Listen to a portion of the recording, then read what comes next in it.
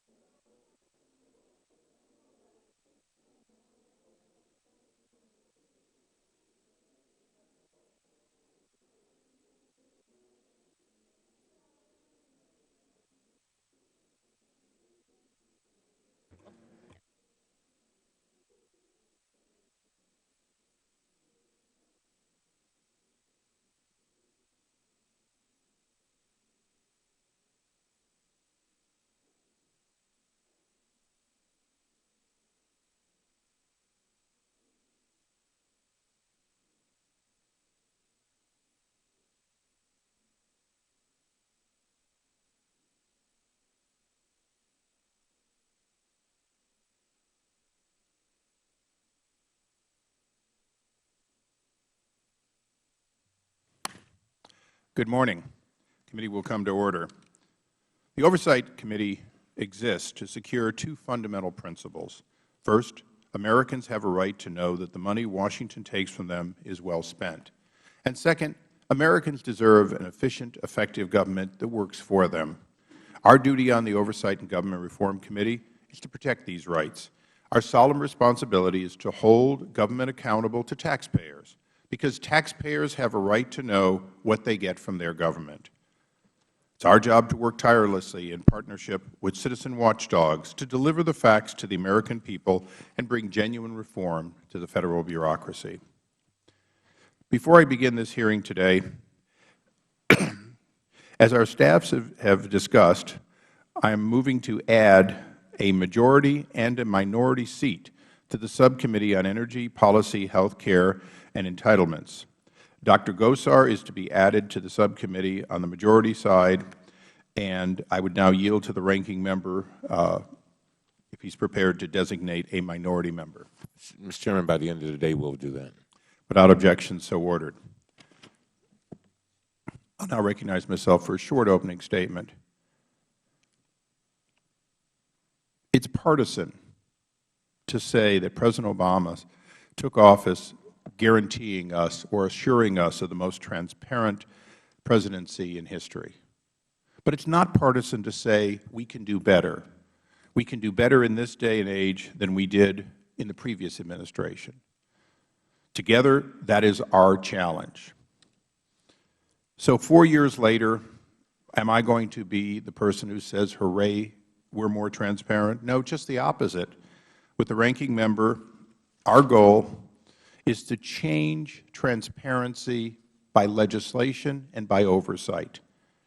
Today, as we discuss the Freedom of Information Act and our intent to take it to the next step, I believe that we, this committee, have an obligation and an opportunity to create more transparency, not with any one administration, not with a president well-intended and perhaps a cabinet off and on different positions well-intended, but as a matter of the people's right. The truth is, all administrations have a tendency to want to keep private their failures and make public their accomplishments. That's a natural state, and it is one that we will not change here by asking for it to change. The only way that can happen is if rhetoric is also matched by law, if, in fact, law is enforced and overseen. The Sunlight Foundation has done extensive work on the accuracy of data posted by not just this administration, but administrations before. Their work shows that, in fact, we can do better. This hearing today is not about one agency or about one administration, but, in fact, the fact that administrations have been struggling with posting records accurately. 17 years after the legal requirement to do so was signed into law, the system is still broken and it needs immediate reform. The committee has worked on a bipartisan basis to improve transparency by providing greater access to information. But this isn't enough. In the last Congress, we passed out of this committee and out of the Congress on a voice vote the DATA Act. We passed the Grant Act and a draft FOIA reform bill that was crafted by the ranking member. All of this is high on our priority in this Congress. The legacy of the ranking member and myself is, in fact, not about what we do during our time, but, in fact, what happens after we leave this office. Have we put in place systems and laws and an oversight practice that for generations to come can be meaningfully better than the generations before us? That's our goal here today. It's the reason that I'm thrilled at this hearing, and I'm looking forward to a markup in just a few days that is intended to begin that down payment on system changes. And with that, I recognize the ranking member for his opening statement. Thank you very much, Mr. Chairman, and for holding this hearing today. This is Sunshine Week, when we celebrate the importance of transparency and openness in government. Sunshine Week is also an appropriate time to conduct oversight and evaluate the state of transparency in our government. On his first day in office, President Obama made clear that open government would be a priority in his administration. The President issued a memo on transparency that formed the basis for the Open Government Initiative, a comprehensive set of efforts to increase public access to government information. Also, on his first day in office, the President issued a memo on the Freedom of Information Act, reversing the Bush administration's presumption against disclosure and instituting a presumption in favor of disclosure. And the Attorney General issued a memo informing agencies that the Justice Department would not defend FOIA denials in court unless agencies have a reasonable belief that there will be foreseeable harm from disclosure. I think it's fair to say that the President jump-started transparency efforts in the executive branch. And there have been significant successes in the last 4 years. However, there are still areas in need of improvement, and we can always do better, and I certainly agree with the Chairman on that note.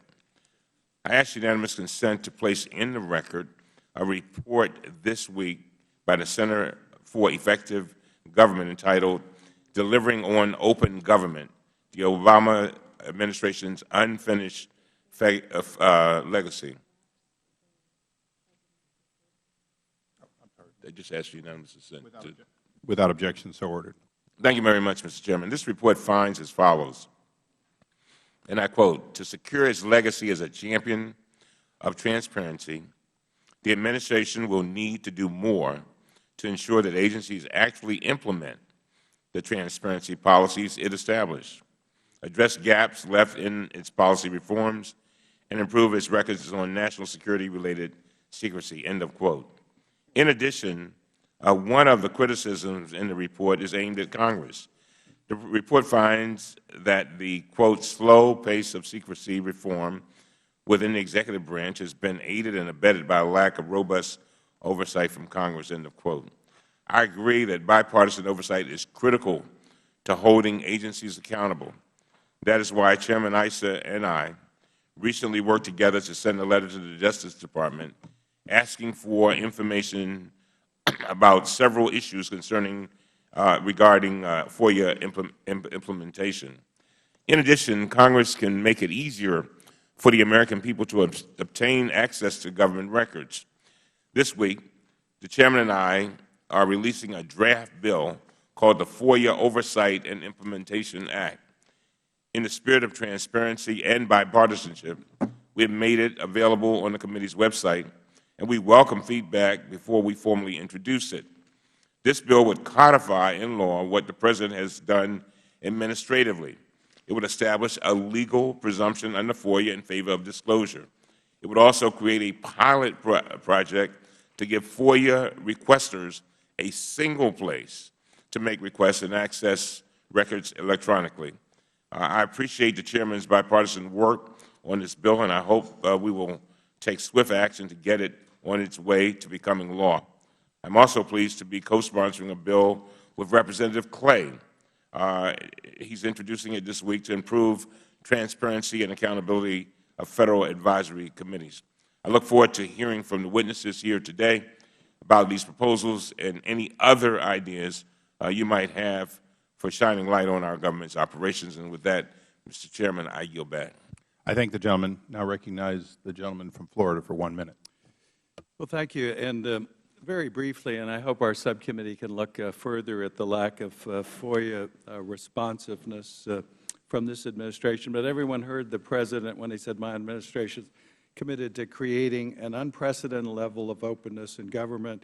Openness will strengthen our democracy and promote efficiency and effectiveness in government. Then he went on with Attorney General Holder to issue memorandums urging agencies to adopt a presumption of disclosure when processing FOIA requests and not to withhold any documents simply because they may legally do so. Now, the facts are that, in fact, our staff report shows this, that only 37.5% of all FOIA requests received were actually responded to. And then another report found that 62 of 99 agencies surveyed had not updated their regulations since the President and Attorney General's edict. So those are the facts. Finally, not only is the public not getting information, but I would like to submit requests from last year, 2011, that I Without submitted, objection, those will be placed in the record. from this committee and also from the Transportation Committee of agencies that did not respond to members of Congress. So whether it's fast and furious we're still trying to get information on, or requests from legitimate full committees of Congress, this administration has been the least transparent and least responsive to the public and to the Congress, and I yield back. I thank the gentleman. We now go to our distinguished panel of witnesses. All members will have 7 days in which to submit opening statements. First up is Ms. Angela Canterbury. She is the Director of Public Policy at the Project on Government Oversight. Welcome. Mr. Jim Harper is Director of Information Policy Studies at the Cato Institute. Mr. Daniel Schuman is Policy Counsel of the Sunlight Foundation, previously mentioned in my opening statement, and Ms. Cecilia Wexler is the Senior Washington Representative for the Union of Concerned Scientists, and welcome all. Pursuant to the rules of the committee, would you please rise, raise your right hand to take the oath? Do you solemnly swear or affirm that the testimony you are about to give will be the truth, the whole truth, and nothing but the truth? Please have a seat. Let the record reflect affirmative answers by all. You're all skilled Washington experts, so your entire statements will be placed in the record, and you know how the clocks work in front of you. Please stay as close to 5 minutes as possible to leave maximum opportunity for follow-up questions. Ms. Canterbury. Chairman Issa, Ranking Member Cummings, members of the committee, thank you for this honor and for your attention to government transparency and accountability. It is particularly a pleasure to be with you here again on Sunshine Week, though it's unfortunately not as sunny as we'd like. President Barack Obama recently said, "This is the most transparent administration in history, and I can document how that is the case." Really? Well, it depends on the documentation. The President has made progress on his major commitments to openness, and without question, there has been more proactive disclosures than ever before. Last week, we issued a report with partners that highlights several of the best examples, such as agency posting, staff directories, and calendars online, ethics.data.gov, and recovery.gov. But in spite of this progress, under Obama, there continues to be two American governments. One looks like a democracy, and the other is a national security state, where claims of national security usually trump openness and accountability. An illustration of this dichotomy is on whistleblowers. More than any other president, Obama has advanced protections for federal workers who blow the whistle on waste, fraud, and abuse. But at the same time, this administration has created a national security loophole that threatens the very reforms the President supported. Likewise, his recent signing statement asserts limits to unclassified disclosures to Congress. You can't do oversight, and there won't be checks and balances if the President is allowed to keep secrets from Congress. The Associated Press just found that claims of national security for withholding information under FOIA are at an all-time high for this administration. In addition, we have objected to attempts to plug leaks of classified information that actually threaten free speech. We have raised concerns repeatedly about the aggressive prosecutions of so-called leakers and the chilling effect on whistleblowers. There continues to be far too much overclassification of information, which undermines our legitimate secrets and makes them harder to keep. Then there are the secret legal opinions that, among other things, may justify the targeted killings of American citizens suspected of terrorism. What should be of critical concern to all of us is that the national security state is growing. The more it grows, the more illegitimate secrecy threatens our basic rights and our democracy. In the non-national security government, perhaps the greatest challenge is the lack of a proper entity with authority and an interest in making agencies improve their practices. Openness is mostly voluntary and without any real consequences for the agencies that fail. Generally, the Office of Information Policy at DOJ is thought to be the entity responsible for FOIA, since it issues guidance and plays a role in compliance. But as you have so aptly pointed out, there is a significant disconnect between its actions and the President's orders. We share your concerns about outdated FOIA regulations, backlogs, outrageous fees, the overuse and abuse of exemptions. However, in the end, we cannot reasonably expect OIP to lead on FOIA because it has an inherent conflict of interest, a conflict of mission, really. DOJ defends the agencies when they withhold information under FOIA. Clearly, it is time to consider a new model without such conflicts. Providing the FOIA Ombudsman, OJIS, with more independence and authority is one of several common sense next steps to improve FOIA in the very thoughtful legislation that Chairman Issa and Ranking Member Cummings have drafted. Mandating performance responsibilities, the creation of a Chief FOIA Officers Council, and the long overdue updates to FOIA regulations all will improve the status quo. Codifying the presumption of openness will ensure agencies run by future presidents cannot withhold information unless harm to an interest protected by the exemption can be identified. The pilot for FOIA Online you propose will help boost the number of agencies participating and increase its potential for success. FOIA Online is envisioned as a one-stop shop so that one day there might be only one website for all FOIA requests. The extraordinary initiative of 3 agencies that created it deserves applause, and your bipartisan bill deserves strong support. In addition, there are other bills from the last Congress we support, such as the Data Act, which would dramatically improve the ability of the public to discover how their taxpayer dollars are spent. We urge you to work with the Senate to ensure the best reforms become law. We also like the grant transparency reforms, and we hope you will similarly advance transparency in contracting. Taken together, we outsource $1 trillion every year. Additionally, we support the 5 sensible reforms, including the Ranking Member's Transparency and Openness in Government Act from the last Congress, including the FACA reform bill that was mentioned. I'm pleased to hear that will be reintroduced by Representative Clay. Naturally, government spending is of real concern in this economic environment, but we hope you will work with appropriators to ensure the proper implementation of the reforms you champion. OJIS needs additional resources. Also, investing in government watchdogs, such as the very effective Office of Special Counsel, pays dividends to taxpayers.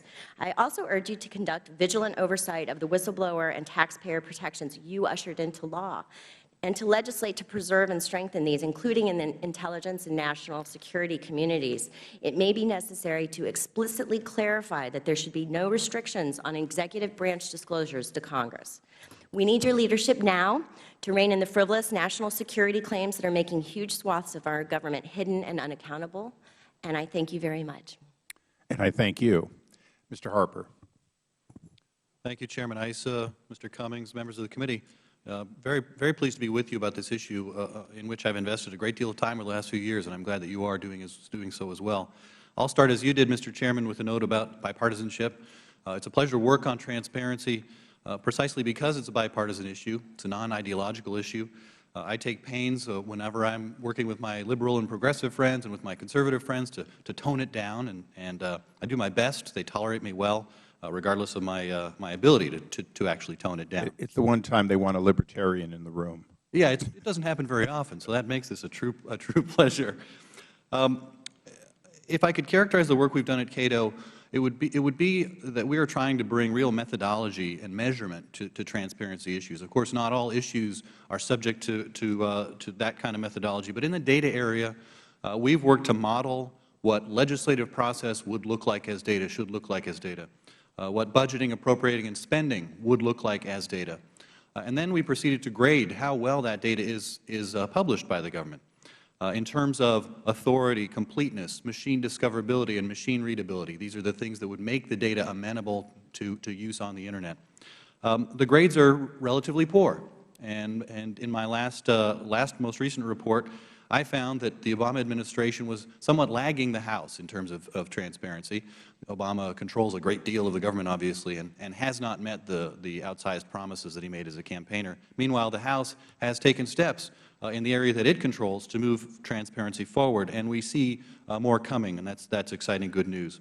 One of the things that really sticks out, though, in analyzing the quality of data published by the government is that data reflecting the structure of the executive branch is essentially not available. Data, a machine-readable government organization chart, does not exist. You would think that in this day and age, in an administration that has touted transparency, we would at least have, in computer-readable form, the basic layers, agency, bureau, program, and project. If we had that, so many things we could hook to it. We could figure out how appropriations bills actually affect agencies before they're passed and the lower organizational levels. So the lack of a machine-readable government organization chart is a point that I think is worth emphasizing. We're moving forward regardless to mark up legislation with semantically rich XML code that will make available to computers more accurately, more completely what's in the bills that you write. So references to existing law are marked up. Budget authorities, both authorizations of appropriations and appropriations, are marked up. Behind me here, I have some of the staff who have suffered through this project, and I certainly appreciate the work that they do. In addition, to the extent we can, we're marking up Federal organizational units. The agencies and bureaus where we can, lower organizational units we essentially can't. That's why I think the Data Act is so important, is because it would essentially require a data structure for all the spending in the U.S. government, not only agencies, bureaus, programs, and projects, but obligations and outlays.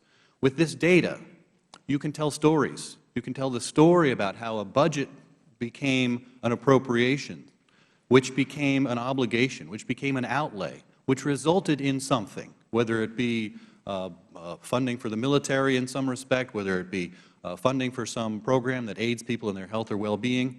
The stories that could be made available to the public are nearly endless given data that reflect them well. So I think the Data Act is an essential way of getting that transparency that makes available to the public what actually happens here in Washington, D.C.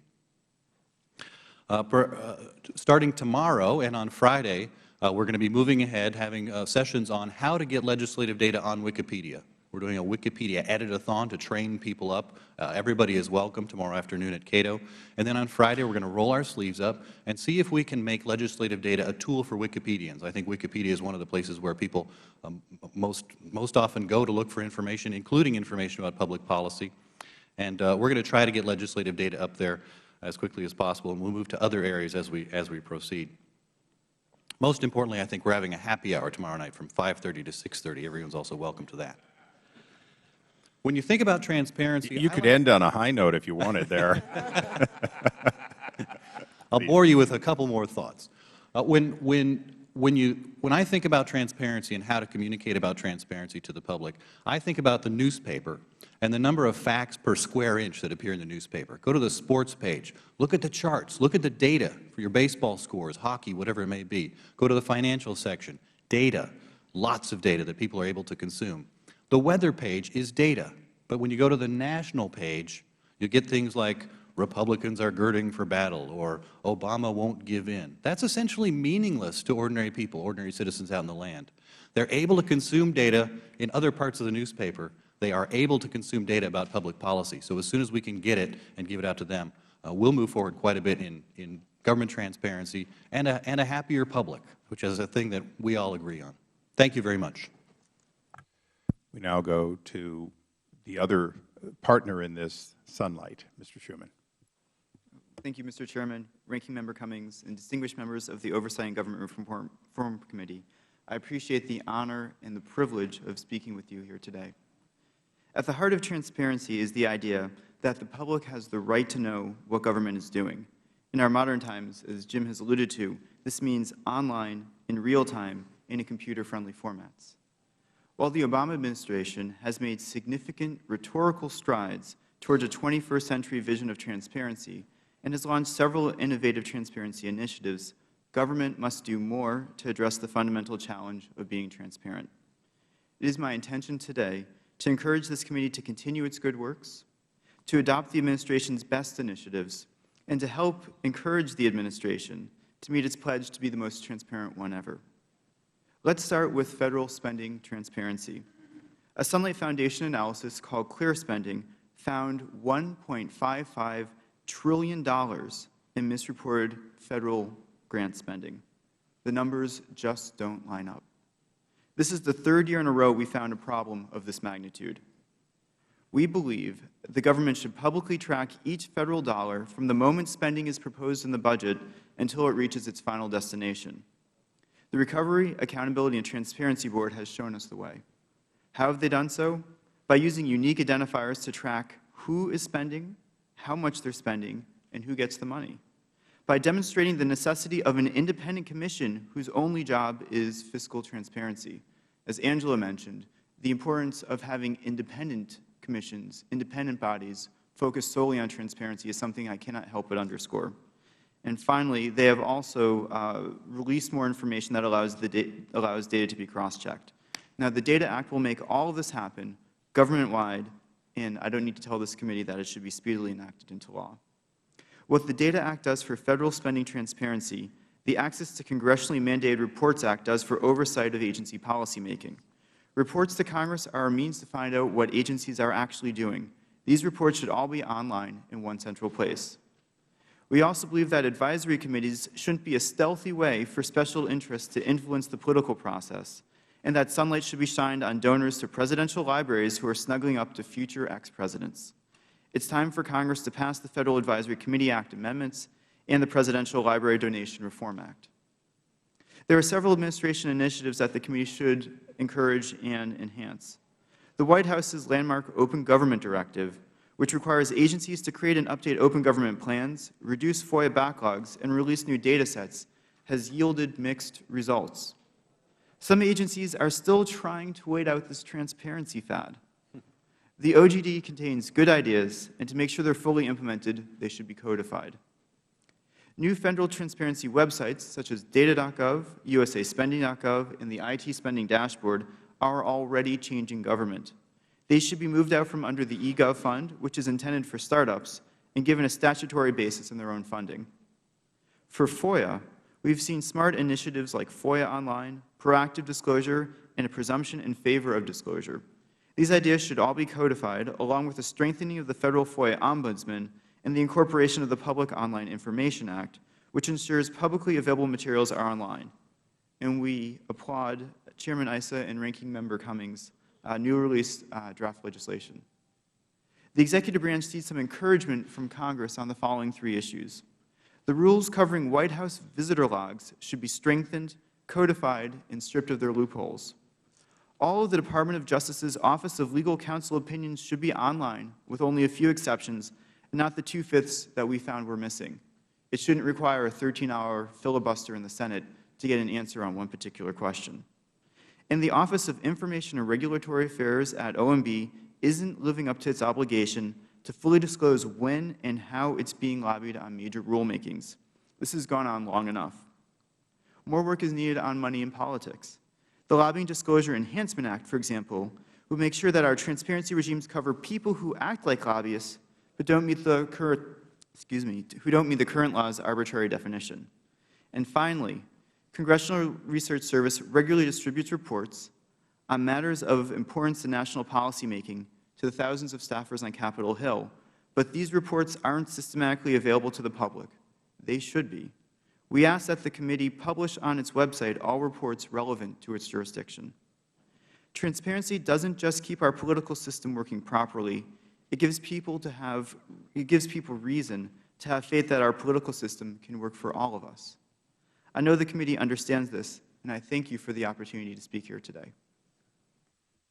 Thank you, Mr. Schuman, and we'll now hear from our last witness, Celia Wexler, the senior Washington representative for the Union of Concerned Scientists. Welcome, and you're recognized. Representative Mica, Ranking Member Cummings, and members of the committee, thank you for inviting me to testify today and for holding this hearing during Sunshine Week. Our Union of Concerned Scientists has more than 400,000 members and supporters throughout the country. This nonpartisan, nonprofit puts rigorous, independent science to work to solve our planet's most pressing problems. Our new Center for Science and Democracy is committed to promoting science and fact-based evidence to inform public policy decisions and enrich our democratic discourse. FACA reform reflects our new Center for Science and Democracy is committed to promoting science and fact-based evidence to inform public policy decisions and enrich our democratic discourse. FACA reform reflects our long-standing commitment to improve scientific integrity at federal agencies.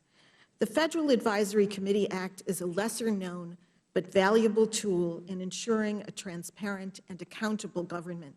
It requires that when federal policymakers seek advice from outside experts and stakeholders, that the public is informed and has the opportunity to participate.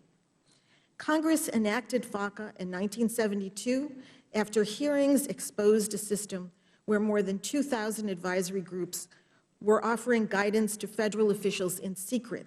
In 1971, Senator Lee Metcalf warned that this secret fifth arm of government threatened democracy. Information is the important commodity in this capital, Metcalf said. He warned about the influence of special interest groups who are not subject to rebuttal because opposing interests do not know about the meetings and could not get in the door if they did. The point of FACA was to change this corrupt system to restore to the public what Metcalf termed the two fundamentals of a democracy, disclosure and counsel, the rights of people to find out what is going on and, if they want, to do something about it. FACA did open up the system and allow more scrutiny, but the law needs to be updated and strengthened. It's been weakened by judicial decisions that have created loopholes, making it easy for agencies and the executive branch to evade the rules and meet with outside groups in secret. And my written testimony goes into more detail about that. Too many FACA panelists also are evading conflict of interest rules. Experts with financial ties to the very companies that will be affected by a panel's recommendations often exert considerable influence on how agencies address vital issues like the safety of our drugs or the quality of our environment. This committee has been a pioneer in bipartisan FACA reform, and in the 112th Congress, it unanimously approved H.R. 3124, the FACA Amendments Act of 2011. And as you know, this bill had substantive reforms that we heartily endorse, and we urge you to build on the reforms that legislation proposed. And we would hope that this committee will approve an even stronger FACA bill, one that will limit the number of conflicted experts on scientific and technical panels. We also urge you to begin the process to build a FACA for the 21st century, requiring the General Services Administration to help agencies use new technology to webcast meetings, experiment with virtual meetings, which could reduce travel expenses, expand the pool of experts, and increase public participation. Like whistleblower protection reform, FACA reform has been discussed for years, but under your leadership, last Congress, the strongly bipartisan Whistleblower Protection Enhancement Act became law. We believe this committee can reach another transparency and accountability milestone this Congress with the enactment of a significant FACA reform law. We look forward to working with you on this crucial reform legislation and believe that under your leadership, the prospects for bicameral, bipartisan success are bright. Thank you, and I look forward to your questions. Thank you. I'll recognize myself for a first round of questioning, and I'll start, Ms. Wexler. FACA reform is something that we intend on marking up in the very short, near future. One of the challenges I'm facing, and it's right in your testimony, is that historically you try to limit conflicts. But as the pool of people in many of these areas becomes smaller and smaller, and I don't want to use the word revolving door because sometimes people misunderstand that, getting people into government who have real-world experience in things that hopefully are not always just funded by government in the way of science, and then getting them back into the real world, and then still being able to use their expertise. Science is a good example, but so are our former top officers, military experts, and so on.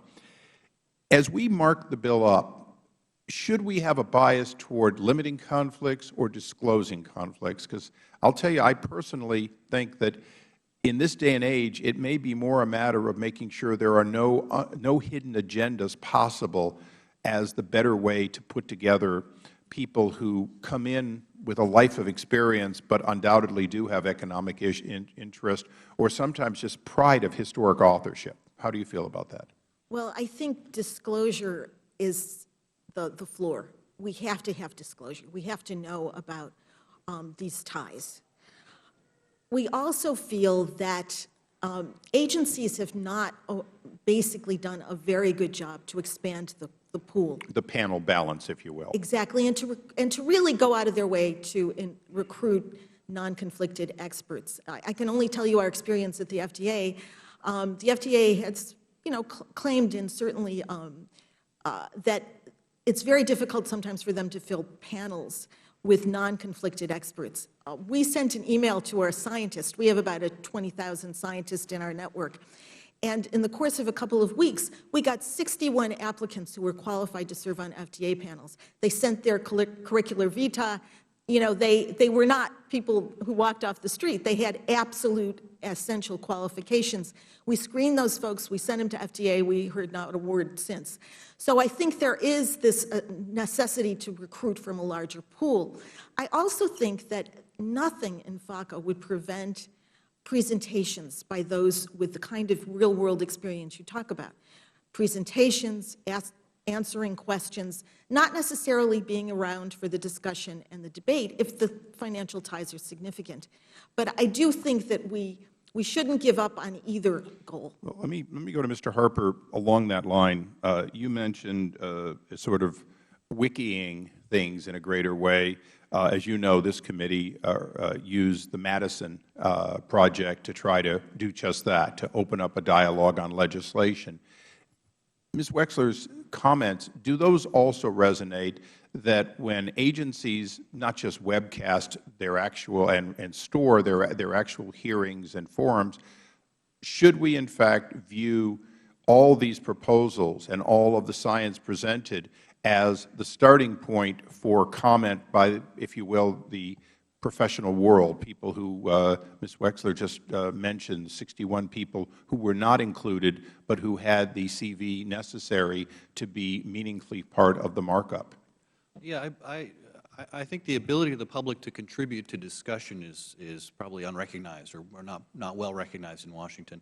And it's natural that a group of agency officials who are trying to put something together, they have a limited sphere of knowledge about who their experts would be. And so the usual list of suspects, if you will. The usual suspects. And so reaching out more broadly for FACA, for Federal Advisory Committee membership is a good thing to do, and then opening up the activities of FACA is quite welcome. I served on one, the DHS Privacy Committee, and I was surprised, I think many of the members were surprised when we were doing email discussion that constituted a quorum or would have constituted a quorum, and the members of the committee said, let's just publish that, because if you have a quorum, you need to publish, right? And staff were essentially, well, no, we need to have less than a quorum so we don't have to publish. Membership of the committee was willing to put it out there for the public to consume and observe, and the agency staff, maybe because that was a whole new idea, weren't willing to do that. So sharing more broadly, I think, is always a good thing. Ms. Canterbury, you talked about the need for a new model. I was just at South by Southwest last weekend. Everybody there is a new model person. Almost everybody there is under 30, and they all see the things that we're struggling with, things like the Data Act, as, my goodness, why isn't that already a given? Why is it it's hard? Why would anyone think of having data that's published in PDF so that it is inherently unreadable by machines, as Mr. Harper said? Do you see it the same way, that we shouldn't even any longer accept the concept that this is hard?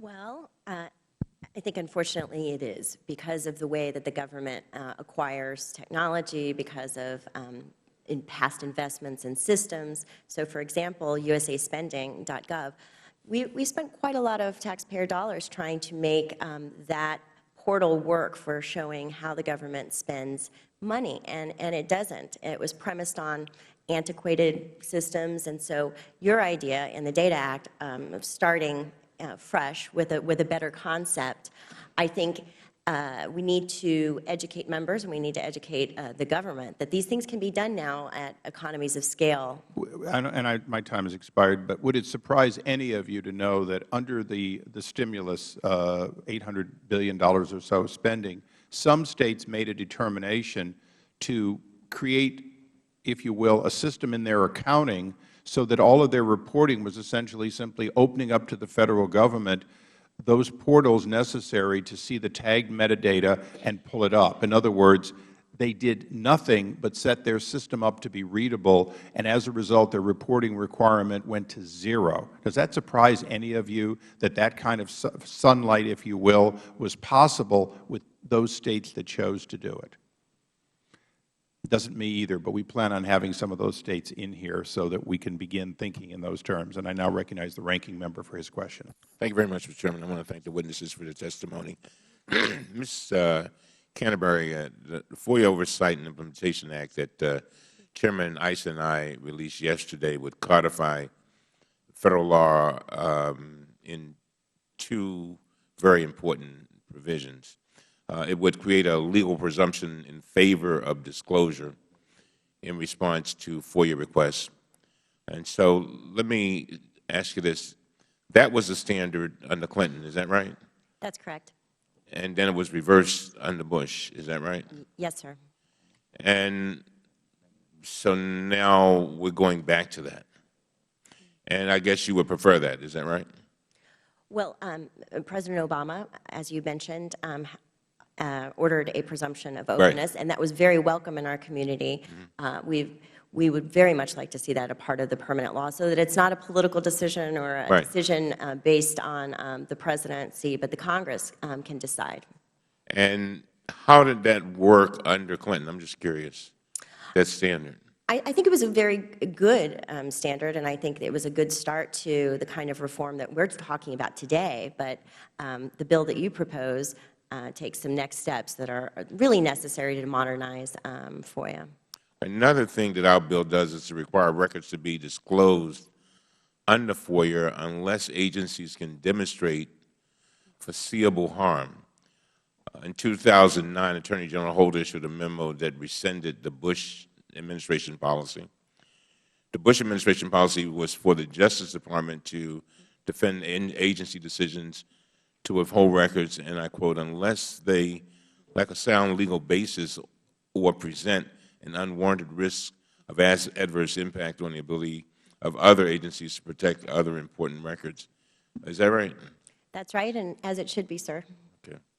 And in 2009, Attorney General Holder raised the bar, instructed agencies that the Department will defend FOIA denials only if agencies reasonably foresee that disclosure would harm an interest protected by one of the statutory exemptions or disclosure is prohibited by law. Is that correct? Yes, sir. Ms. Canterbury, you said in your testimony that you agree with adding these provisions into the text of the FOIA law. Let me ask you this.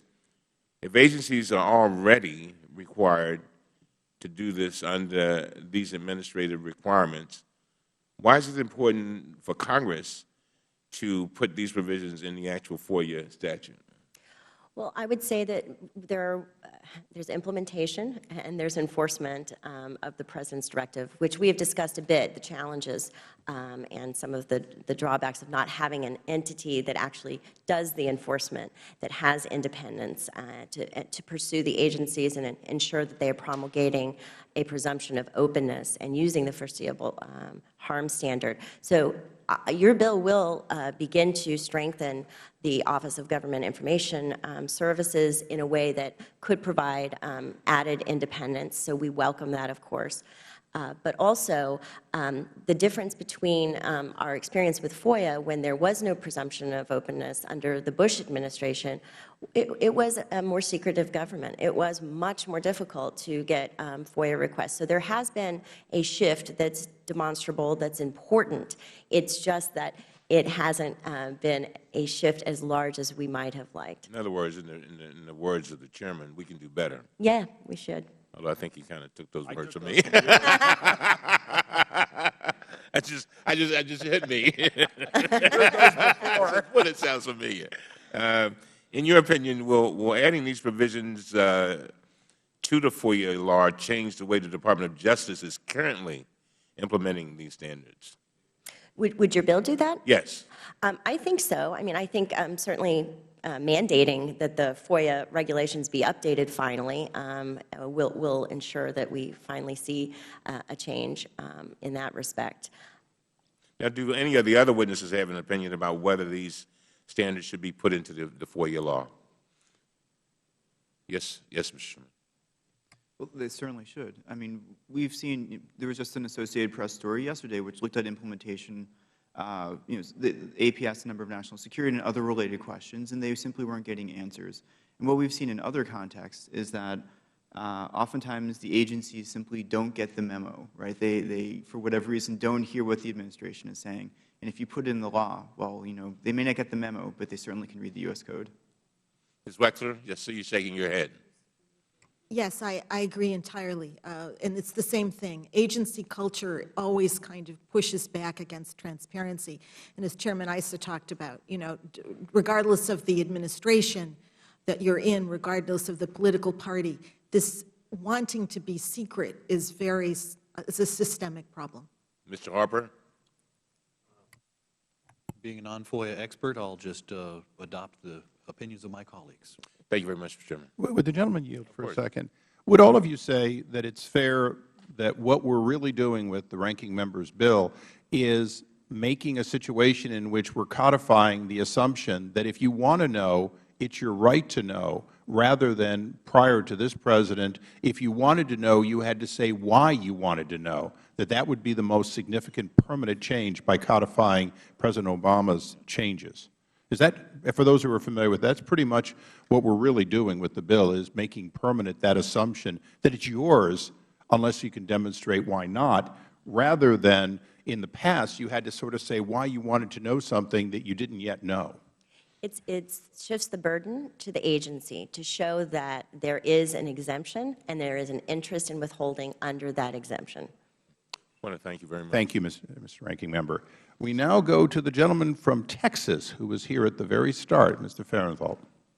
Thank you very much, Mr. Chairman. And I just had a couple of quick questions. And just because I'm a little bit of a techno geek, I'll start with you, Mr. Harper. One of the government's big success stories, I guess, was founding the Internet. And it was done through a series of collaborations, RFC process, where experts got together and came up with the standard that created the Internet today. Your push for machine-readable data transparency, are we going to be able to structure that in a way people aren't going to be able to hide behind multiple legal entities and embedded entities? And is the Internet model of kind of going out and collaboratively coming up with a set of standards, would that be the way to do it, or do you think the government or some outside organization could do those by themselves? Well, obviously, data structure is at a very different level than TCP, IP, the basic language of the Internet. And there's actually just a lot of heavy lifting. You identify corporate entities as being a challenge, and it is a genuine challenge. Who are the recipients of outlays? Well, many corporations have multiple subunits, and they use different identifiers and so on and so forth. But we can at least get to where we use an open identifier system for the recipients of outlays, and that's an important goal for many of my transparency colleagues. As to where I talk about identifying the agencies, bureaus, programs, and projects, they're as interested, more interested in the entities that are receiving the outlays, so they can tell stories about the recipients and how they affect the political process that might enhance their own. And you envision perhaps tying this into FEC donor data and the whole 9 yards? Yeah, I think of all the different sets of data as essentially tiles, and you want the tiles to sit adjacent to one another. So when you see that an agency or a particular program or project is involved, you want to know where the outlays went. You want to know who received the money. You also want to know what kind of campaign donations they gave, so that there can be transparency in the relationship among spending and campaign finance. That's an important goal. And you think a lot of that can be automated if we can get the data in a machine-readable format? I do. All right, great. Ms. Canterbury, let's go over to you a little bit and talk about, I guess I'm going to call it the culture of secretism that is in the government. I mean, several of our witnesses have spoke about that. Is the DOJ part of the problem in that their enforcement mechanism for it is different? I guess in Texas, I'm used to something different. Our Open Records and Open Meetings Act, the Attorney General is pretty aggressive about enforcing that, and we lean towards disclosure. But when you get to the federal level, the amount of delays that we're able to, the agencies, and then through the whole process, do do you see any way we can change the culture? I'm specifically, I mean, the DOJ, particularly under Mr. Holder, this committee has struggled to get information out of them. I can only imagine what the public is having to go through. So yes, DOJ is a big part of the problem. I don't think that it's specific to this administration in that, as I mentioned in my testimony, there is a true conflict of mission there when you have the agency defending in court the other agency's right to withhold under FOIA. They will have a defensive posture, and you can see that defensive posture in their own rulemaking. So while they haven't updated their regulations in a very long time, and again, not leading in that respect on the presumption of openness, but when they proposed rules, we were really shocked because of the defensive posture in their own rules, the ways in which they would make it harder for requesters to get information, and the way that they attempted to even make official a policy to lie to requesters in circumstances where they had investigative information that could not be revealed. So I think that there are some real problems with DOJ, and again, I think that one of the ways to deal with that would be to give an independent entity more authority to enforce FOIA. You know, I remain concerned of growing government, so that's my issue there. We create another agency, and pretty soon you're talking real money. Finally, I'm a supporter of the chairman and ranking member on their support of the Data Act. I'm with them on that, but I do want to ask you, as experts in the field, y'all have all looked at that. Are we missing anything obvious in that? Is there something as it comes up we need to be talking about? Are there any gotchas, or wow, if we didn't spend any more money we could do this? Does anybody have any suggestions for improving it? Mr. Chairman. If anything, the Data Act solves some of the problems that you were mentioning before. For example, it would deal with the legal entity identifier problem, so you actually know who you're talking about. The Data Act doesn't just have applicability for federal spending transparency, it has applicability for federal transparency writ large. Okay. I would say that the House version of the Data Act is extremely comprehensive, and I think hits the primary reforms that we would like to see. There are a handful that I cite in my written testimony. They're bulleted, and those are the things that I hope will, at a minimum, emerge from whatever compromise is necessary with the Senate. All right. Well, thank you all very much. I see I've gone a little bit over my time. I'd like to apologize. No problem. Before I go to Ms. Duckworth, the good news is that the Senate now is seeing the advantages of recipient reporting, and so it is likely that the final passage would be a little closer to what went out of the House last time, or at least that's what we're discussing. Now we recognize the patient gentlelady from Illinois, Ms. Duckworth. Thank you, Mr. Chairman. Ms. Canterbury, the Open Government Directive instructed agencies with large backlogs of FOIA requests to reduce those backlogs by 10% each year. Yet only 3 out of the 11 agencies with more than 500 backlog requests met that goal in 2012. And nearly 60,000 backlog requests remain in these 11 agencies, again falling short of the 10% goal. What do you think why do you think agencies are struggling to reduce their backlogs? Well, I think some of the problems are bureaucratic and systems-oriented, and so there are some agencies that have really taken initiative, like at DHS, where they have prioritized streamlining their practices so that they have a system where they can prioritize requests coming in, and so I think that can work when there's a focus by the agency, but it takes leadership. You also mentioned the importance of watchdogs, and for those offices within the government that have watchdog responsibilities to receive adequate funding. I'd be interested to hear your opinion about the expected impact of sequestration on government transparency, especially with the capability of the watchdogs to do their jobs if they're going to be cut. I would like to say catastrophic, but I hope not, because I hope this Congress is going to deal with the need to address government spending in a different way. So that I hope that those aren't permanent impacts.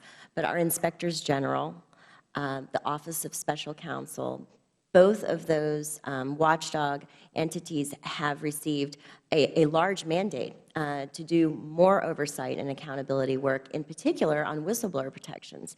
So the very excellent legislation that the ranking member and the chairman advanced last year to protect federal workers means that the Office of Special Counsel has a lot more work coming its way and no additional funding for that work. And yet they've shown that under their new leadership with Special Counsel Lerner that they are doing extremely effective work for the taxpayers. So also the inspectors general now have responsibilities for the next 4 years to protect contractor and grantee whistleblowers who come forward. And we think this is going to do a huge amount to increase accountability in contracting and grantees and for grants. But again, they received no additional funding for that, although they did under the Recovery Act. It's important to note that they had additional responsibilities there. I think all of us would agree that under recovery there was a relatively small amount of waste and fraud because of the approach of having an accountability board and giving inspectors general more authority to protect whistleblowers, so working together, but they had additional funding to do so under the Recovery Act, so we need to do that for them. Thank you. Do any other members of the panel have any comments on adequate support or funding for whistleblower committees or agencies? Yeah. I would just add, and this is something that the chairman and the ranking member testified about before, I think it was the Committee on House Administration, that the effects of the sequester, of course, on Congress are also significant. The legislative support agencies are having their funding cut significantly, as are committee staff. And your ability to keep and retain and pay the sufficient number and quality of people to do the work that is necessary for this Congress to engage in oversight is something that will be significantly affected by the sequester. Thank you. Mr. Harper? This is an example where I toned down my libertarianism, but I don't necessarily agree with my colleagues on the need for more funds. Thank you. Well, Mr. Harper, if there is an increased need through FOIA backlogs, if there's an increased need for greater oversight, how do we do that without funding and providing the resources to do the oversight?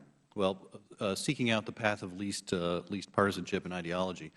Hopefully the availability of data going to the deliberations, management, and results of agencies will reduce the need for FOIA inquiries. So I think FOIA will never go away, but I'd like to see more proactive transparency on the part of agencies so that the FOIA requests go down in number and the need for resources will drop as well.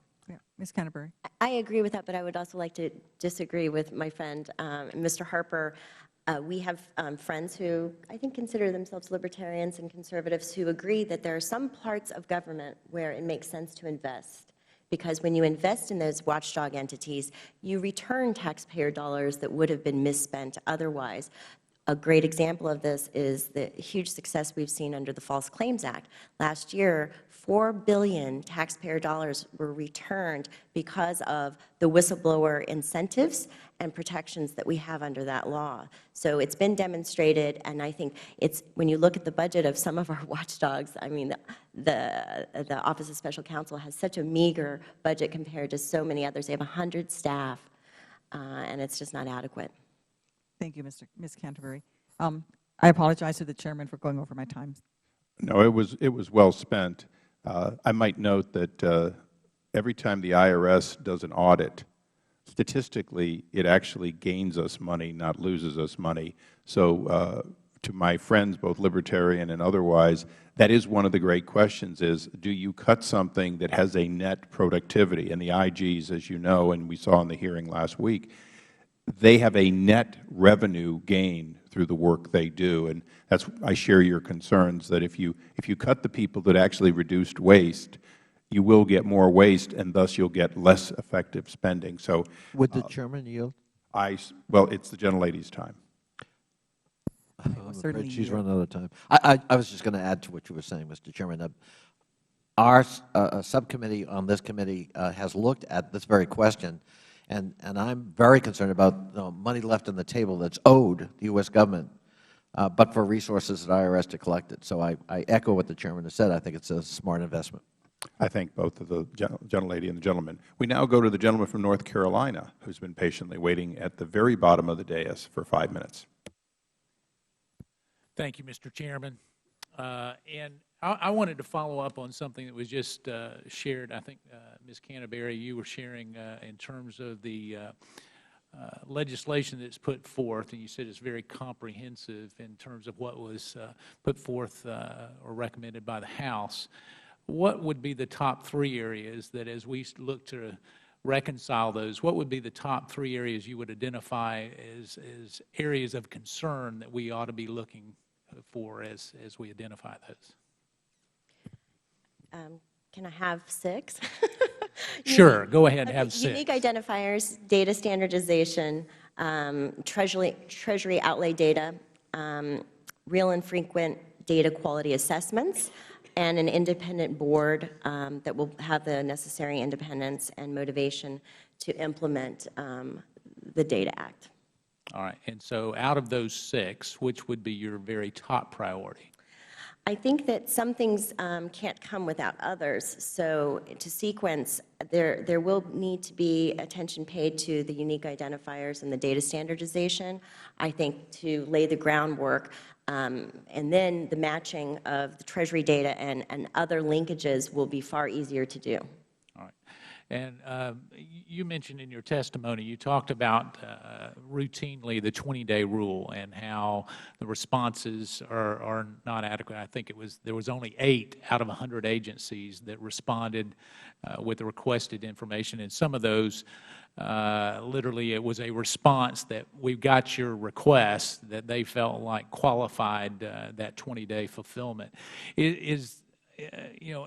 Can you characterize the problem over the last 10 or 15 years? Has it gotten worse? Has it gotten better? You've spoke to that a little bit already, but as we look at that, has it gotten progressively worse in terms of that response rate? I would say that it's gotten worse and gotten better depending upon the administration, but it's a continuing problem. There's never been a success under the 20-day limit for any administration, and part of the problem is there really are no consequences for violating that.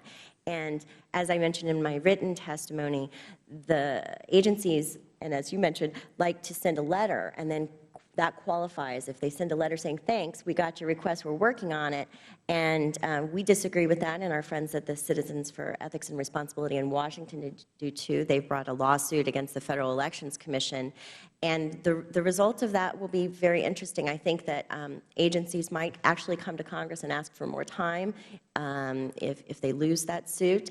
We would object and say that there is a way to do that in most circumstances, and there is a way to extend under the law as well.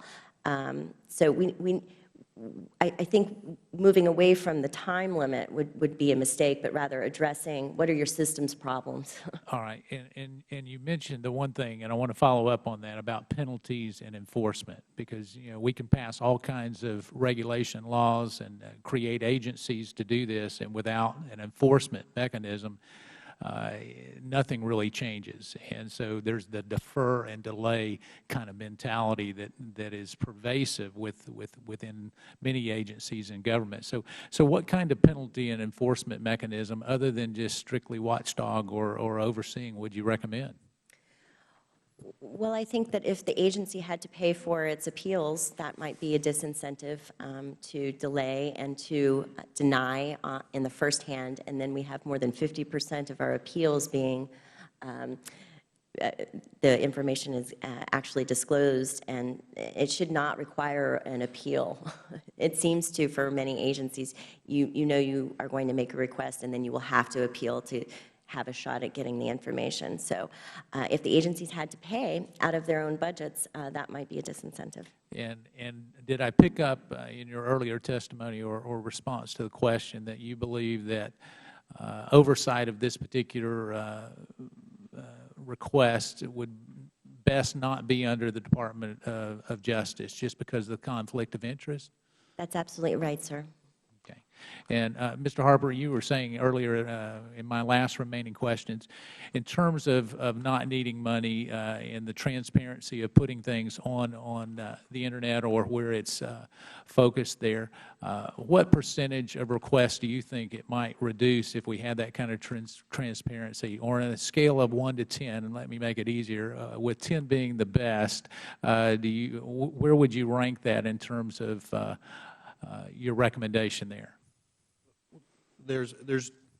It's a very hard question to answer, seriously or honestly, because there are so many different types of FOIA requests. But I would guess that you might be able to cut FOIA by 50%, something like that. If there was consistent reporting of deliberations, management, and results, there'd be much less need for FOIA requests. They'd still definitely be there, though. All right. Thank you. I yield back. Thank you very much, Mr. Clay. Thank you, Mr. Chairman. Let me thank the witnesses for their testimony, and I'll start with Ms. Wexler. You mentioned in your testimony that the GAO has found that agencies often improperly designate advisory committee members to avoid conflict of interest requirements. Agencies complain about the administrative burden imposed by these requirements. These requirements, however, are in place for a reason. Advisory committees provide recommendations on important issues such as drug safety, children's health, and national security. And if a committee member has a conflict, that member could influence government policy for personal gain. What is the danger of allowing a committee member to serve without disclosing a conflict? Well, at the very least, the danger is that the conflict becomes part of the media reports about the deliberations, which we've seen happen repeatedly. So the public trust is shaken. Certainly there have been situations, the world I know best is the world of FDA, where votes on drugs like Yaz and Vioxx and Bextra were, a difference was made because of the conflicted members on those panels.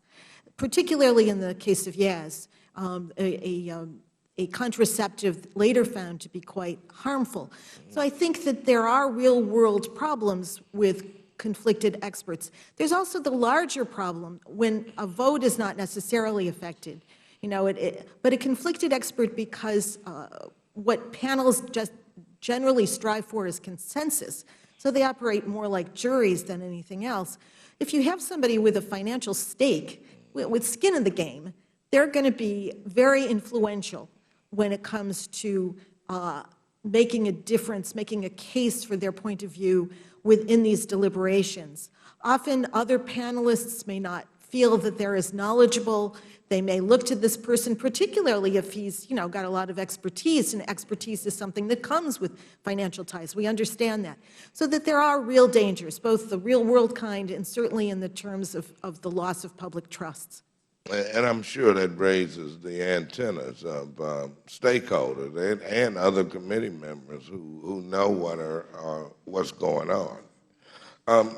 The Federal Advisory Committee Act amendments, which I am reintroducing today, would require that advisory committee members who are appointed because of their individual expertise comply with financial disclosure and other ethics requirements. Do you believe this clarification will help ensure that agencies don't allow members with conflicts of interest to avoid disclosing their conflict? Well, it will certainly help with the problem of agencies mislabeling special government employees who do come under the Ethics in Government Act, and representatives who are considered stakeholders, and therefore their financial disclosure is not required. They are presumed to, in a way, you know, advocate for a specific agenda. So to the extent that it clarifies that agencies must not use this kind of classification system to evade those kind of disclosure requirements, yes, it would be helpful. The FACA amendments also include a provision which was recommended in part by the Union of Concerned Scientists. That provision would require that agencies provide an opportunity for members of the public to suggest potential committee members.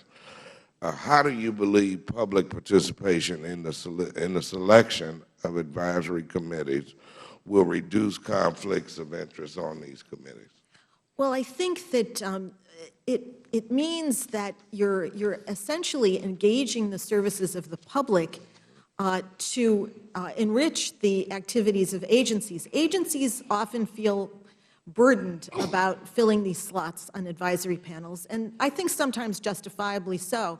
So basically what you're saying is let's consult the public about experts we may not know about.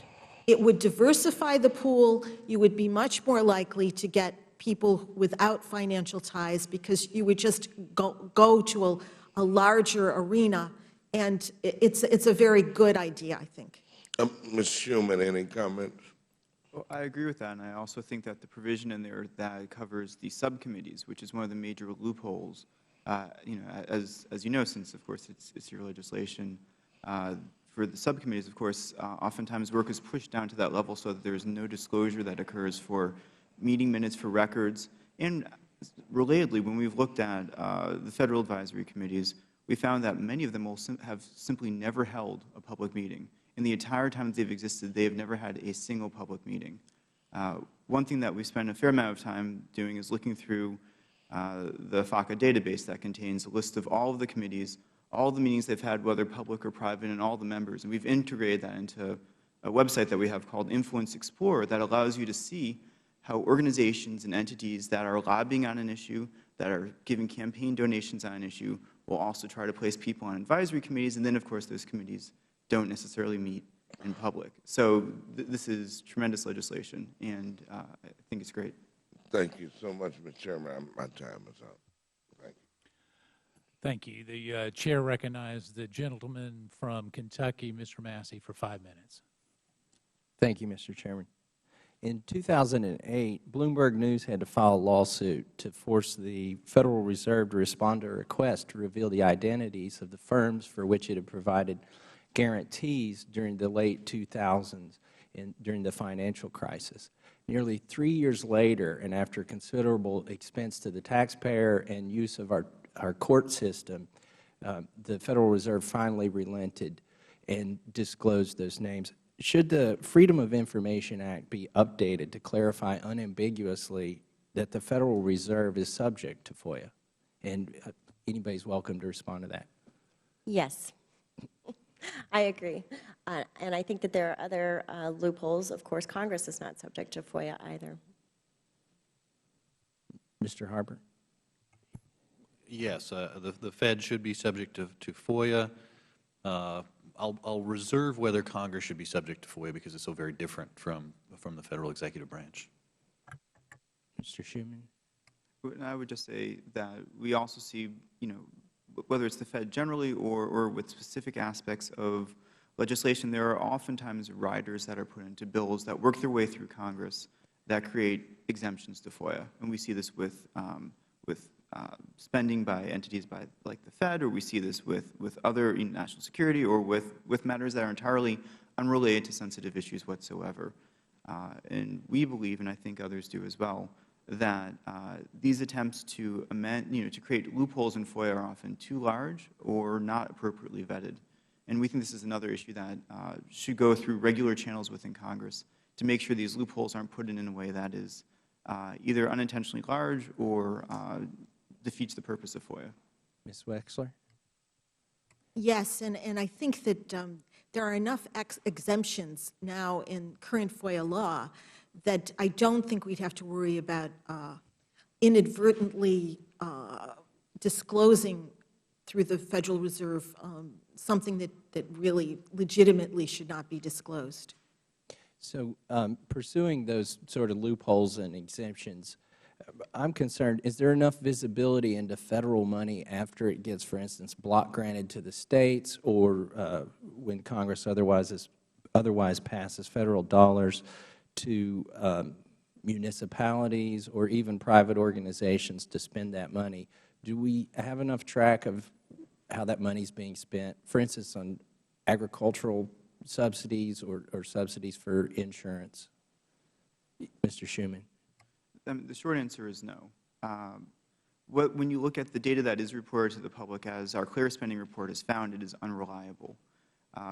When you look at the new reporting that was required under the Recovery Act, what we found is it actually prompted states and localities to create transparency measures that they never had before. They started thinking about these issues in different kinds of ways, and they actually became more open and accountable. But as things exist now, while some states do a good job, some states do a bad job, as a general rule, you really can't follow the money all the way down. You can't see where it comes from, which is what Jim was talking about before in terms of how money goes through the legislative process and the appropriations and the obligation process. But you can't see it all the way to the end. That's why you need subrecipient and subgrantee reporting, which is some of the provisions that the Data Act contains. Mr. Harper? I agree that there is enough transparency in ultimate recipient. Is or is not? Is not enough transparency in ultimate recipient information. You want to be able to see all the way through the process, agency, bureau, program, project, the obligation, grant, the outlay, the recipient, the subrecipient. Just to be clear or head off a concern people may have, you don't want to invade privacy. That is, if it's a benefits program, we're not talking about publishing the names of people who get Social Security checks or other public benefits. But when it comes to corporate entities or organizational units that receive outlays of federal funds, ultimately, we want that data. That's a good lead-in to my final question. Without violating privacy concerns, is there a role for more sunlight and disclosure for disclosing SSI and disability fraud, which we all know exists, but it's hard to get our hands around? Is there a role, is there a way to expose some of that fraud without disclosing personal data? Mr. Harper. I would say that you don't want to give transparency to personal information of recipients of SSI disability. The way you'd probably want to do it is through data mining. There are probably common forms of fraud on these systems, and once you learn to recognize those frauds in your data, you can look for them happening again. Credit cards do this. When somebody spends $5 at the gas station and $5,000 at the Best Buy, that's them testing a credit card to see if it's still live so they can go buy electronics. That kind of pattern is a thing you might be able to see in SSI data. Thank you very much. My time has expired. I yield back. Thank the gentleman. We now go to the gentleman from Missouri, gentleman from Illinois. No, you may not go again. Not unless you want the gentleman from Illinois to chastise you. Mr. Davis. Thank you very much, Mr. Chairman. And, we often subside to the request of the gentleman from Missouri, but we'll go right ahead. Let me thank— If you got any time left over, you can give it to him, right? All right. Let me thank our witnesses for being here. And I think this is a very important topic of discussion. Ms. Canterbury, under FOIA, an agency must waive or reduce the fees for responding to a FOIA request if a requester can show that disclosure of the records being sought will contribute to the public understanding of the operation of activities of the government. The Associated Press published an article on Monday, U.S. citing national security and censoring public records more than ever since President Obama's election, end of quote. The article highlights the fact that the CIA denied every request for fee waivers in 2012. According to the CIA's FOIA report, it received 9 requests for waivers. It seems kind of difficult to believe that not one of those requests warranted a fee waiver. Does this raise any concerns in your mind? It certainly does. I think that you are absolutely right, that it couldn't possibly be that only at the CIA there is no public interest in the disclosure. So it's part of the larger pattern that I mentioned in this national security state where there is a real imbalance and illegitimate secrecy that's growing. So I think that it's important to look really carefully, and I think to for Congress to stand up and to not allow claims of national security to just blanketly cover what should be public, what Congress should have a right to. So I think that there needs to be far more oversight.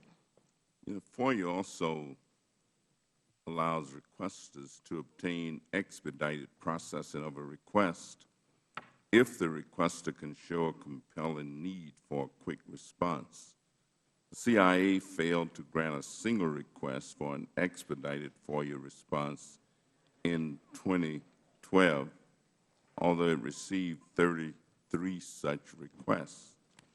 Do you believe that there should be additional oversight into the CIA's denial of expedited urgent FOIA requests and fee waivers? Yes, I think they should be asked to show their justifications. I think also we've seen a problem with expedited requests. Now, these are requests when there's some urgent need based on health and safety issues or other concerns. So it is asking the agency to expedite that request, and yet at the State Department, they have an average of more than 900 days in response to expedited requests. It seems as though there are some people who might think that the CIA should have a certain amount of exemption because of the nature of their work and the nature of what they do. You still hold to your notion and your idea that, yeah, they should be responding a bit more because this is information that the public should be aware of. Congressman, it seems that there's a sense of impunity. There certainly are legitimate secrets, and there is intelligence work at the CIA which should be withheld, and there are adequate exemptions and exclusions under FOIA to allow for them to classify and keep our national secrets that are legitimate. However, fee waivers and delays in responding to requests do not comport with their practical use and a proper use of the exclusions they have. Well, let me just say I agree with your assessment, and I too recognize that there is information that must be kept secret, in the arena of national security, but they also should be more forthcoming. My time has expired, and so I thank you very much, and I yield back, Mr. Chairman. And I thank the gentleman for making that point about justice delayed is justice denied, as we all know. And we now go to the gentleman from Tennessee. Thank you very much, Mr. Chairman, and thank you for calling this hearing. Ms. Canterbury, I appreciate and agree with your testimony that secrecy has grown with the growth of the national security state. This committee has done some great work through all the various inspectors general, but I recall that a few months after 9/11, the Wall Street Journal had an editorial in which they noticed that every department and agency had sent up new requests based on security or national security, and they said, the Wall Street Journal said a wise legislative policy from now on would be to give twice the weight and 4 times the scrutiny to any request that had the word security attached to it, because we seem to excuse things that perhaps we shouldn't excuse just because they throw in the words national security. And Mr. Schuman, I appreciate your endorsement of my bill on the Presidential Library Disclosure Act. I remember President Clinton on his last day in office pardoned Mark Rich who had fled the country to evade $40 million in taxes, and it turned out that was done just after his ex-wife had given a $400,000 contribution to the Clinton Presidential Library. And my bill would not restrict contributions in any way. I think there was some later information about a foreign government giving a contribution also in return for some favorable treatment. But it wouldn't restrict contributions, but it would at least provide for disclosure of contributions. And I think that's a very important thing, and I think maybe we're going to take that up again here in a few days. It was passed by the House once, but not by the, and passed overwhelmingly by a very large bipartisan vote. Ms. Wexler, let me ask you this. I heard what the Chairman said about not using the words revolving door, and I understand his point that you don't want to limit these advisory commissions and keep people off who maybe have some good knowledge, but it seems to me that far too many Federal contracts, almost all of them, seem to be some sort of sweetheart insider deal, because all the defense contractors hire all these retired admirals and generals. The FDA is, the big giant drug companies hire these former high-level FDA officials, and it seems to go on in every department and agency. Do you think there should be, if not along with disclosure, maybe a requirement that these departments and agencies should be required to also include on these panels some people that definitely do not have these conflicts of interest, or they should be required to disclose if they give a contract to somebody that's a former high-level employee? It seems to me there needs to be some sort of restrictions or limitations on this in some way. Representative Duncan, I think the idea of mandating a certain number of non-conflicted experts on advisory panels is a wonderful idea.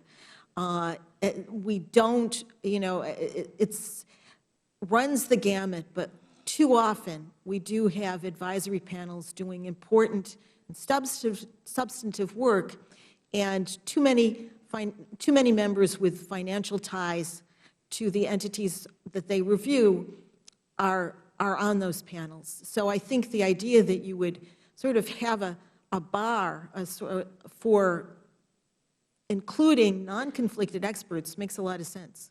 Does your group also, have they done studies of Federal contracts and how many conflicts there are in all of those Federal contracts?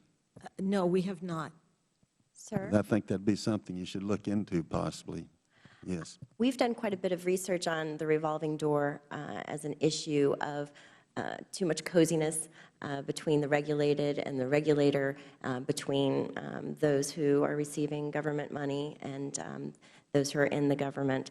And most recently, we did a report on this issue at the Securities and Exchange Commission, where there is some information that's not easy to obtain, but through FOIAs, we were able to get more information than is available at other agencies about who was coming and going from the SEC. It is a particular problem with contracts. I think your suggestion is an excellent one. I think that showing the leadership there, it would be really probably not surprising to the American people to see how many people come in and out of government. So I agree with the Chairman that transparency is a very good way to deal with that issue initially, and we have a long way to go to have adequate disclosure, but then also having some limits. It's reasonable. In many other contexts, we have a cooling off period for government employees, and so I would suggest that we should have that in the context of contracts and also regulated entities as well. Could I ask one last thing that would maybe just get a one-word answer? Is there anyone on the panel who thinks that there's less secrecy now than when FOIA was passed in 1966? Or more?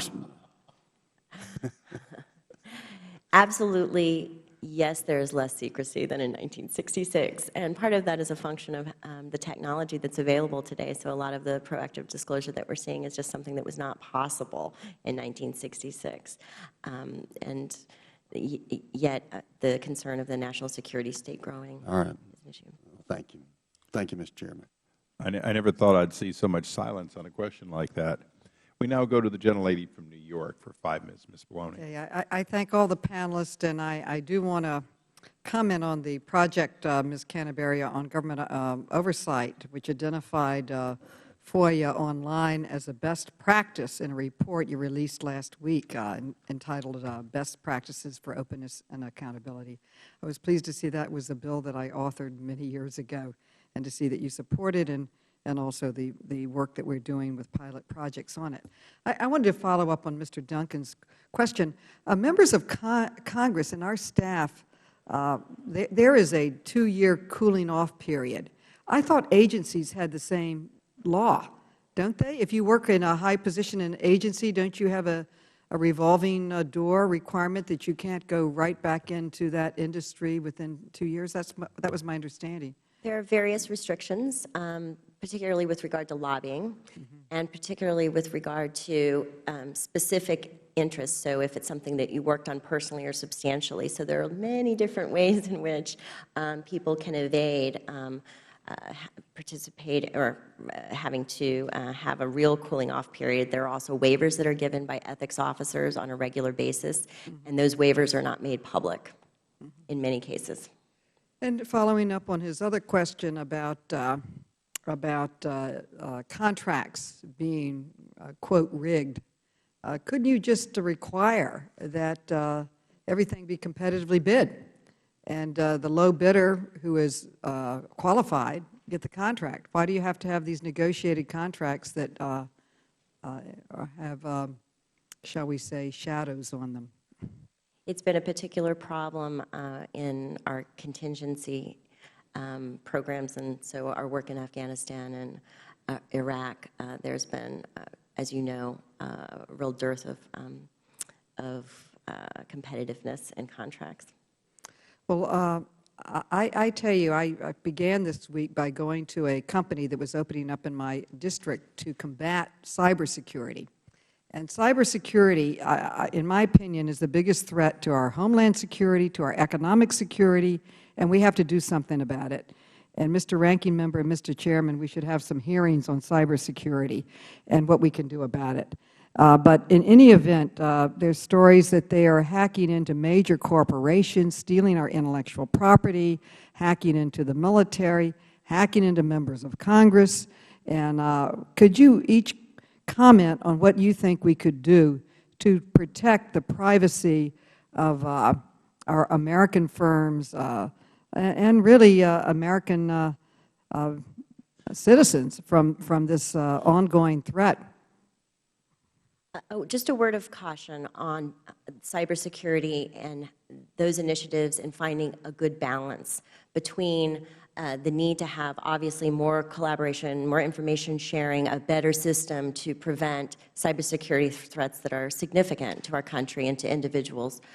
But that must be balanced with a real concern for privacy, civil liberties, whistleblower protections, and the people's right to know. And so like in other contexts that we've discussed today in the national security sphere, there is a knee-jerk reaction to then make secret anything that has to do with information related to secrecy. And the cybersecurity bills that were proposed in the last Congress and the one that has just been reintroduced in the House have an unacceptable level of secrecy and encroachments on rights. Well, I just want to say we've got to find the balance, because we cannot, the real wealth of this nation is the ideas of our people, our research, we had a meeting with NASDAQ, and they were telling us that people are not only hacking in, they're hacking into accounts and trading people's accounts, totally falsifying. I mean, it's out of control. So this I think is an incredible challenge for our country, and I think it should be something we can agree on, Mr. Chairman, that we don't like this hacking and we've got to stop it. And I think this is one thing we could pass in this Congress if we could figure it out. So I'd like to hear your ideas on it, on how we should go forward and what we should be doing. For my part, I agree with Ms. Canterbury's point about the privacy concerns that are evident in much of the legislation we've seen last year. For me, cybersecurity is really thousands of different problems that will be handled by hundreds of thousands of different actors over decades. We'll never get to perfect security, just like we don't have perfect physical security. So what I think Congress could best do is really actually assign responsibility to the places, to the entities that can handle cybersecurity problems. So I don't think that the Federal Government should actually provide security for the private sector.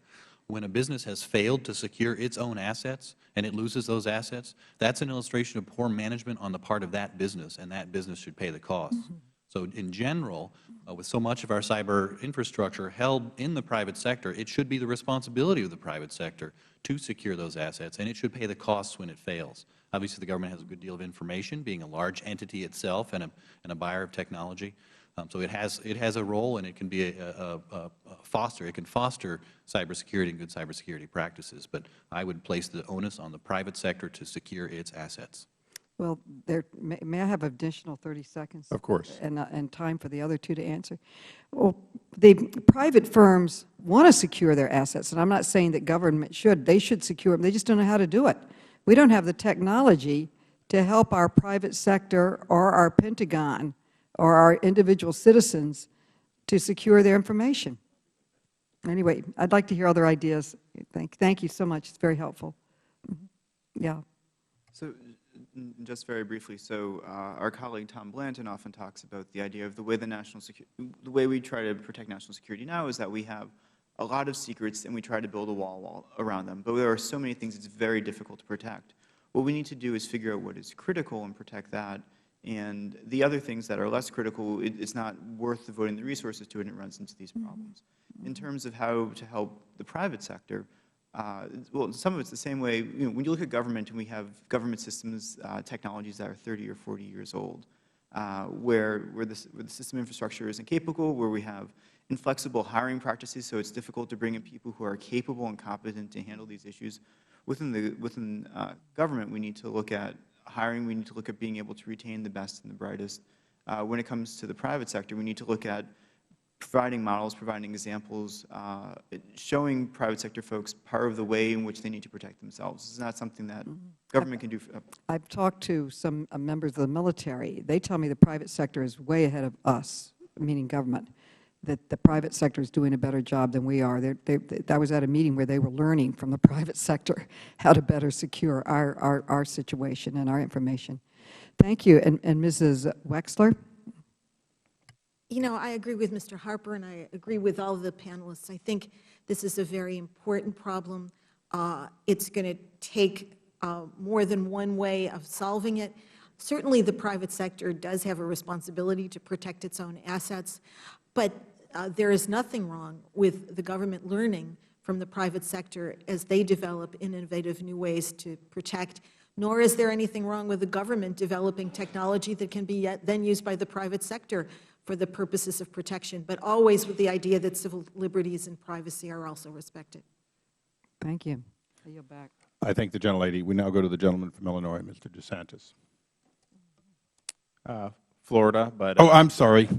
Appreciate it, Mr. Chairman. We are enjoying some better weather now. Yeah, we've been doing real well with Illinois on this side, but yes, the gentleman from Florida. We have a better record with our teams in the World Series than Chicago does. So, Mr. Harper, from Cato's perspective, are you guys interested in transparency for transparency's sake? Well, I guess that's obviously good, but do you believe that more transparency will help actually reduce the size and scope of government? I do. It's my belief that it will. When people see where the dollars are going, they'll realize this can be better handled in our states. It can be better handled in our localities, or we can just handle it ourselves. Now, I characterize the transparency issue as sort of a bet between myself, libertarians, conservatives, and liberals and progressives. Because if transparency causes government programs to work better and actually wrings waste, fraud, and abuse out of programs, that's fine. I'll take a better running government over a government that's large and failing. So that's how I view transparency as a pan-ideological issue. I do think it will result in things that we want as advocates of limited government. But if I'm wrong, I think I still win. Absolutely. In terms of the CFPB with Dodd-Frank, have you looked at how effective FOIA or some of these other mechanisms will be? Because it seems like a lot of the financial information can be exempt, and then this is an institution that purports to not really be accountable to Congress, and they have a different source of funding. It's just I'm just worried that this is an agency that is not going to be held accountable. We've done some work looking at the Consumer Financial Protection Bureau, and they have actually been a model for openness in different initiatives that they've had. They made meetings that they were having with outside interests, whether they were regulated interests or public interest groups like ours. They made all of those meetings public. They created a credit card complaints database that has been lauded as very helpful to consumers. So we've really appreciated the amount of openness that they have there. We also have been concerned that they were required, essentially, to adopt the same confidentiality procedures and rules that you mentioned that are used by the other financial regulators in order to receive information. And this was something that we were made aware of when they were standing up the agency, and we have raised concerns about the extraordinary claims of confidentiality that are in financial regulated information. I think that it's an area of an overreach. There's really another system that's outside of FOIA and outside of classified information, so that if a company simply says, I'd like for this to be confidential, they have, they're granted it. Great. Mr. Harper, in your testimony, you talked about the grant-making reform, how there was like a counter-argument about peer review. And can you just, I mean, and you said that the transparency was more important. When I read that, and I hadn't been that familiar with this, to me, I didn't see that was even a decent argument, but I probably don't know enough about it. So what is this argument about more transparency in the grant-making process will have negative effects on independent peer review? Well, the argument, and it's not my argument, but it's one I'll try to give credit to. The argument is that peer review is often done anonymously. So colleagues who have professional relationships will review each other's papers, but do so anonymously so that they can speak their minds about the quality of research without threatening the professional relationship. And so I take it that the argument is that if there is transparency as to who is doing reviews, then you're sort of upsetting longstanding traditions with regard to peer review. So that's a real issue. It's definitely something to think through. There might be a solution. I don't know the field that well, but there might be a solution where you use an identifier so that we can know that the same person did 500 reviews in a year, to take an exaggerated case, but nobody knows exactly who that was. So I think there's probably ways of solving that problem. But it's a genuine thing to talk through, the balance between transparency and anonymity. And then just finally, you mentioned the need for an organizational chart for the Federal Government. Do we know how many actual offices and agencies exist within the Federal Government? Or, I mean, I guess, where are we falling short? Why hasn't this been done so far?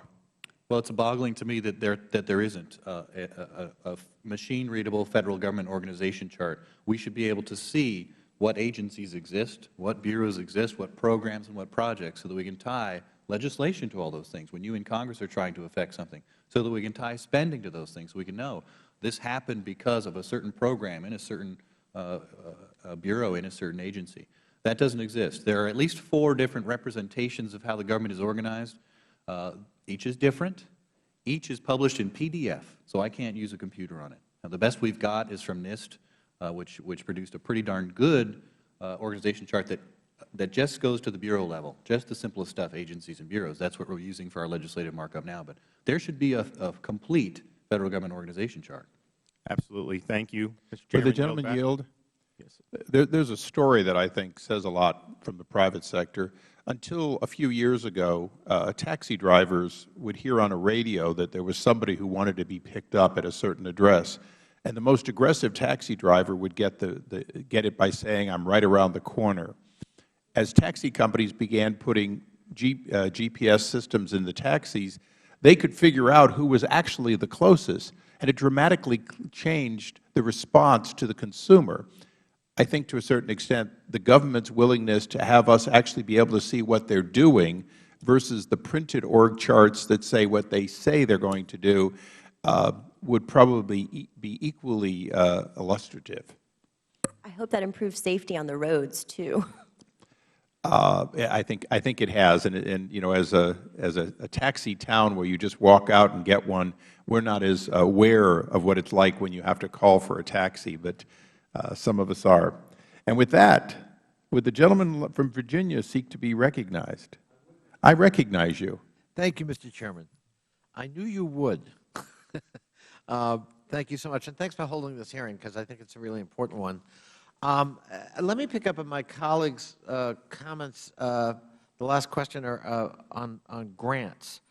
because obviously the desire to have more transparency in the award of grants and to make sure that it is an open and competitive process is a legitimate concern. This committee considered some legislation previously called the Grants Act, or the Grant Act, designed to do that, but I think it had some unintended consequences. Ms. Wexler, have you looked at that act, and does it, I think unintentionally, raise some flags for the academic community and for the competitive process itself? Yes, that's true, and we understand the goal here, and the goal is commendable. But one of the concerns is if, let me use the only analogy I can. When I've written a book, I've submitted my book proposal to the publisher who has accepted the book. I do not want my book proposal to be part of the public record because it is the recipe I have for writing a book that is uniquely mine, that was a product of my imagination and my work. And so I think what we want to make sure is that even for those grant proposals that are accepted by the NSF, by the National Science Foundation, that in the interest of transparency, we don't violate someone's rights to intellectual property. I think that would discourage innovation, and it would not work. I think it's very important, and I think we can manage this and work with this, so that I think you have suggested abstracts would be available. As you know, that there is an abstract database that the NSF has, and it's pretty comprehensive. You look at those abstracts, and they tell you quite a bit. I don't think we're ever going to get in a situation where the American public looks at a bunch of abstracts or even full proposals from the NSF and says, well, you know, this one's great, and you should really not do this one. However, I do think that Congress has a legitimate oversight role here, that if there, and we would welcome working with you on ways to figure this out, to ensure the intellectual property rights of those who submit proposals, as well as make sure that there's enough transparency for Congress to have the legitimate oversight role that it should have. And as for the same thing of the identity of peer reviewers, that we be very careful about ensuring that no one particular grant is linked to any particular peer reviewer. Again, it's the whole notion of that person thinking that that identity will be revealed, may go easy on that applicant, may go hard, depending on their personal relationship. I think what we're most interested in is what Mr. Harper mentioned, really, the patterns. Are particular institutions being overly represented on peer review panels in general? Yeah. Are particular professions overrepresentative? Particular regions? I'm going to have to interrupt you because my time is short, but thank you, Ms. Wexler. And I share your concern. I also hope we could work it out so that actually we can get at the goal here, which is transparency, more openness to ensure this fair competition without compromising proprietary information, intellectual property, and frankly, without always showing our some of our proprietary research to other watching eyes with whom we may not want to share that kind of scientific research. The Supreme Court had a ruling last year, the Milner decision, or in 2011, that significantly narrowed the scope of Exemption 2 in FOIA. Some in the IG community particularly have raised concerns that that decision may hinder certain critical operations, for example, with respect to FSMA, and the Chairman has reintroduced a FSMA reauthorization I'm proud to support, along with the Ranking Member, Mr. Cummings. And they've expressed some concerns that that would not be able to, that would preclude the sharing of vulnerabilities in the Federal IT system among agencies. Ms. Canterbury and Mr. Schuman, I wonder if you want to comment real quickly. We don't always disagree. We often agree with the IGs, but in this case we disagree. We think that they have the exemptions that they need to withhold the information that they must when they're doing their reports under FSMA. We've had conversations with them about this. And so you're not worried about Milner? Not with respect to their FSMA reports. There have been recent reports issued by inspectors general in response to FSMA, which they were able to make redactions and also provide mostly public information. If the Chairman would just indulge just one brief follow-up. Anyone concerned about Milner? No one. All right. Thank you, Mr. Chairman. Thank you. We now go to the gentleman from Michigan, Mr. Amash. Thank you, Mr. Chairman, and thanks to our panel for being here today. Ms. Canterbury, you brought up the cybersecurity bills, and you mentioned CISPA. I don't know if you mentioned the name CISPA, but CISPA is the cybersecurity bill that was recently introduced. And I view it as a tremendous threat to our Fourth Amendment protections because it's the government subsidizing privacy violations. And it does this by providing immunity from liability for businesses and other organizations to share your personal data with the government. And I wanted to ask you to elaborate and give your perspective, and anyone else on the panel as well. So I'm not as familiar with the immunity aspects of the bill. That's not a particular area of expertise for my organization or for me, but our concern has been that there are overly broad and extensive statutory exemptions to FOIA, and that those were not necessary, but were perhaps just being provided to create assurances that really should be had by these entities under the law in any case. We're also very concerned that there be some sort of equity for the public's right to know, for civil liberties, for whistleblower protections, so that there aren't encroachments on those rights with these new proposals. I have not read the new CISPA, though I read every single cybersecurity bill in the last Congress. I tried to swear off the reading of cybersecurity bills, but it looks like I'll have to get back into it. What really stuck in my craw about nearly all of those bills is that in the area of information sharing, they said, notwithstanding any other law, information sharing may happen. Well, that means that the Privacy Act of 1974 is out the window. That means that the E-Government Act is out the window. That means that your contract law, your state contract is out the window. That means tort law is out the window. The health information law is out the window. Financial privacy law is out the window. So if the phrase notwithstanding any other law appears in the new CISPA, it's as bad as the old CISPA. And it's really offensive to me that because there might be some regulatory impediments to information sharing, Congress would come along and sweep aside all the law that exists, including all the laws that protect our privacy. So it stands out to me, CISPA does, as a real offense to privacy and to, frankly, good lawmaking. This isn't an area, sorry, this isn't an area of focus for the Sunlight Foundation.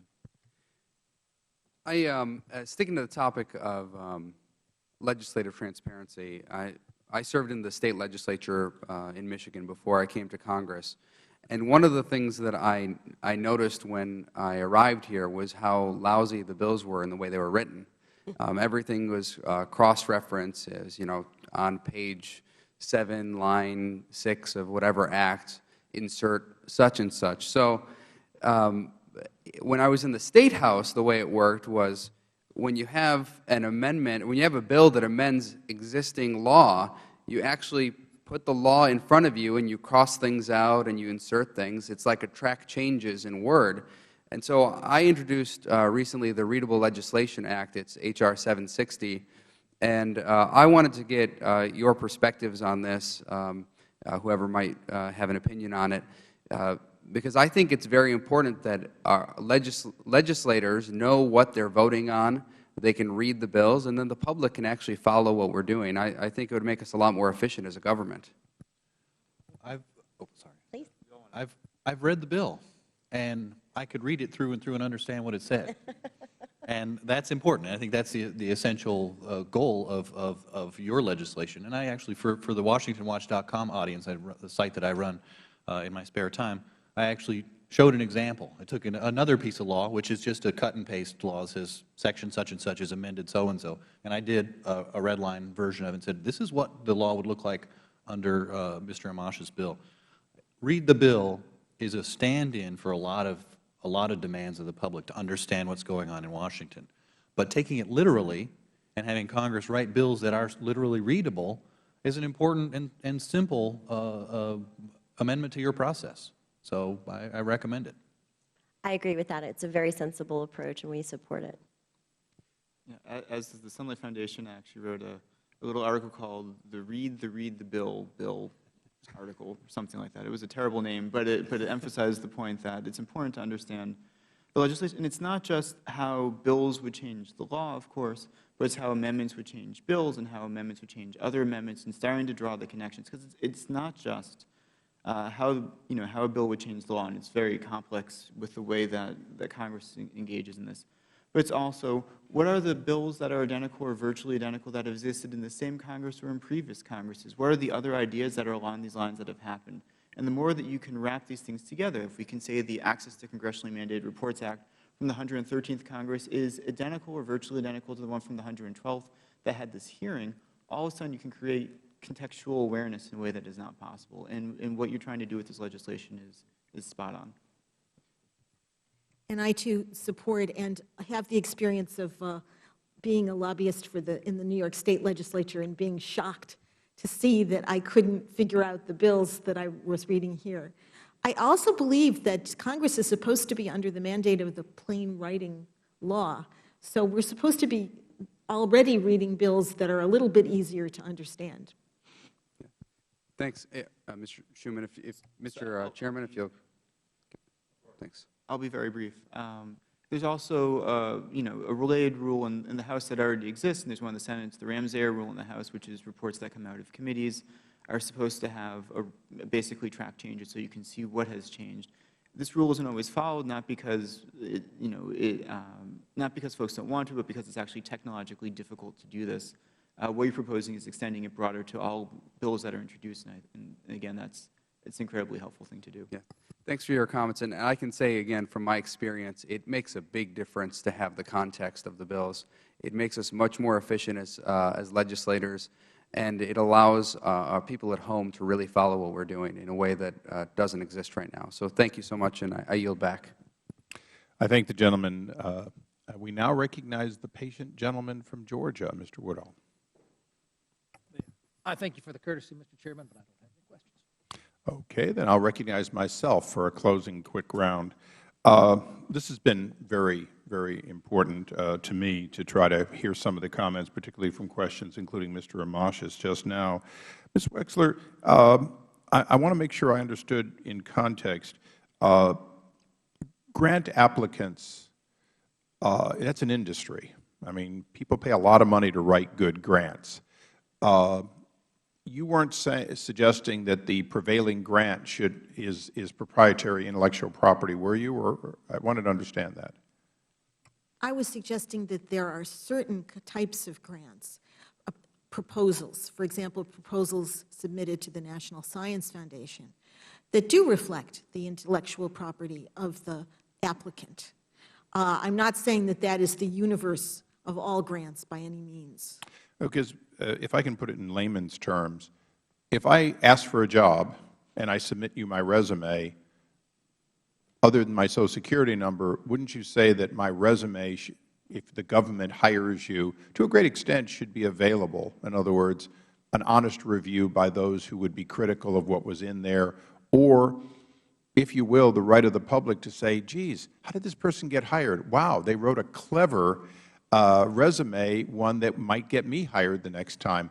Wouldn't we be stepping up the game if we made at least the prevailing applications with appropriate redactions but limited, always available? I mean, I think the redactions would be difficult to do and would require on the part of something like the NSF to put a lot more manpower into it.